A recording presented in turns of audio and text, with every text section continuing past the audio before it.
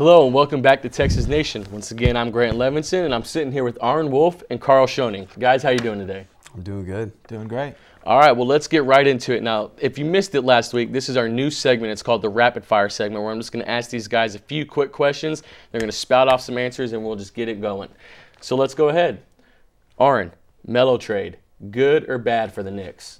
It's a great trade for the Knicks. I think it's even better they got Chauncey Billups. I think this is a really good play for them. Wing plays there, down low, and now we got a quality point guard. Now, what about you, Karl? I think it's bad down the road. They lose a lot of young prospects, half their starters, and it ties up a lot of money between Melo and Amari over the next few seasons. All right, now, Karl, Celtics traded Kendrick Perkins. How much does it hurt them, especially down the road? I think it helps them a little bit as long as Shaq and Jermaine can stay healthy. They get a small ball four who's very good and young, and Jeff Green, and it kind of moves back to the when they won the championship days with James Posey. Now, what about you, Aren? I don't know what the Celtics owner, Denny, is doing. You don't trade away your starting center. I think this is awful. Both O'Neals are injured. I hope they're healthy for the playoffs. Okay, well, now let's change topics to the NFL. Who's going to be the #1 draft pick, Aren, coming up in this year's NFL draft? Without a doubt, it's going to be Patrick Peterson. This guy is awesome. It's a safety in a corner's body. He did a 4.34, 6'1", 220. This guy's good. Flip that. A corner and a safety's body. There we go, There yeah. you go. But you get the idea. Right, now what about you, Karl? I got Nick Fairley, the DT out of Auburn. He fits very well in Carolina's 3-4. He had pretty solid combine, nothing too outstanding, but enough to solidify his #1 spot. Well, now speaking of the combine, who had the best combine, Karl? I like Julio Jones. You know, he was injured, but he still ran an impressive 4.39 40. Broad jumped 11.3, and showed a lot of toughness. What about you, Aren? I'd have to go with Patrick Peterson again. I mean, he looked great out there. He looked good. He did. Now, let's talk about how many games we're going to see in this upcoming NFL season.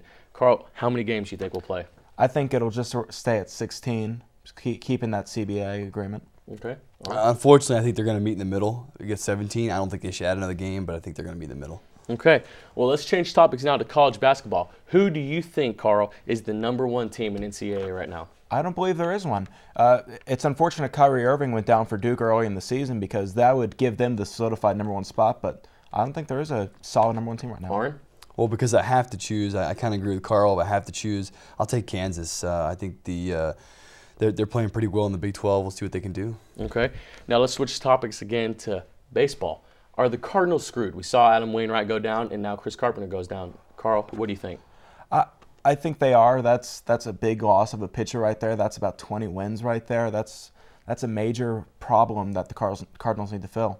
Now what about you, Aren? I mean, for certain, absolutely, Pujols has the upper arm now in his contract negotiations. I mean, they're in some serious trouble. I don't know what they're going to do. They're in an easier division, but their division, the Brewers have picked up some good players. We'll see. Okay, back to basketball now. Aren, will Darren Williams sign an extension with the Nets? No, if he's smart, he won't. Karl? I think this move to Brooklyn, Jay-Z, and Mikhail Prokhorov, they're going to make some nice moves and get them going. Okay, well now, is the fact that Miami cannot close out close games, is that going to hurt them in the playoffs? Aren, go ahead. I think, yeah, it's huge. I think it's a big deal. 14 and 16 against 500-plus teams is a big deal, and not closing out games is going to be a serious issue in the playoffs. I think they do have two of the best players, two of the top 3 easily players in the league, and if it comes down to the close game, I think they'll just turn it on, get the ball to Dwayne and LeBron, and do their thing. Okay, now the biggest topic, I think, will we have a CBA agreement within the week, Aren?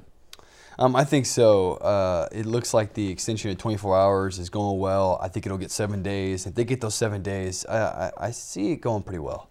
I think the power's in the upper hand of the owners have the power right now because the players are kind of getting desperate, but I believe that there will be an agreement reached. Okay, guys, great segment. Now, when we come back, we're going to get into our usual roundtable discussion, and then after that, we're going to talk with Maddie Serviente about our college baseball team here at Texas State. So don't go anywhere.